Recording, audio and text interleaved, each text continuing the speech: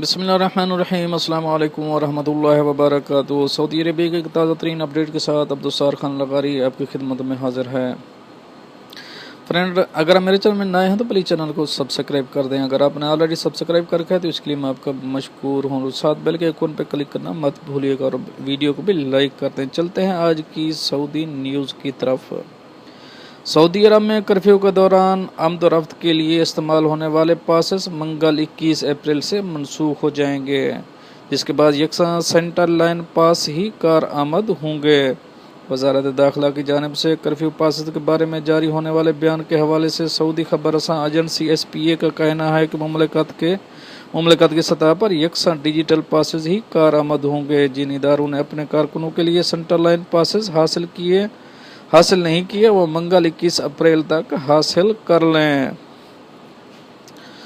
بیان میں مزید کہا گیا کہ مملکت بھر میں یکساں پاسز کا اجراء وزارت داخلہ کی منظوری سے کیا جائے گا۔ یکساں پاسز کا مقصد معاملات کو منظم کرنا ہے تاکہ جاری ہونے والے کرفیو پاسز کے اعداد و شمار ادارے کے پاس موجود ہوں۔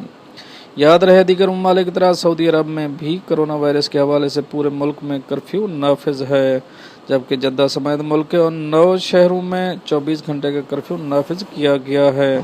یہاں مختلف علاقوں میں رہنے والوں کا رابطہ دوسرے علاقوں کے لوگوں سے بھی منقطع کر کے انہیں سیل کر دیا گیا ہے تاکہ کرونا وائرس کو پھیلنے سے روکا جا سکے۔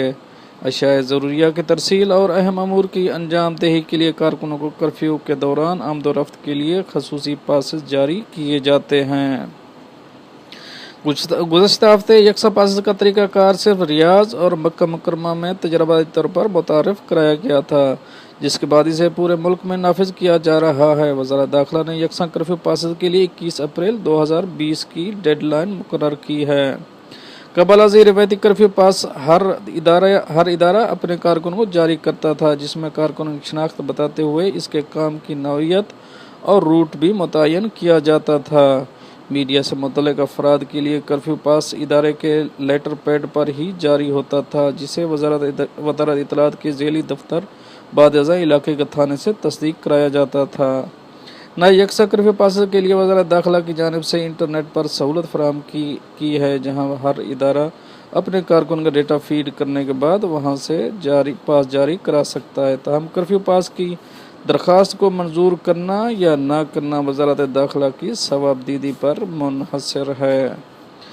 یہ تو تھی کچھ اہم اپڈیٹ جو آپ دوستوں سے شیئر کری۔ ملتے ہیں نیکسٹ اپڈیٹ کے ساتھ نیکسٹ ویڈیو میں، تب تک کے لیے آپ کا بھائی آپ سے چاہے گا اجازت۔ اللہ حافظ و ناصر۔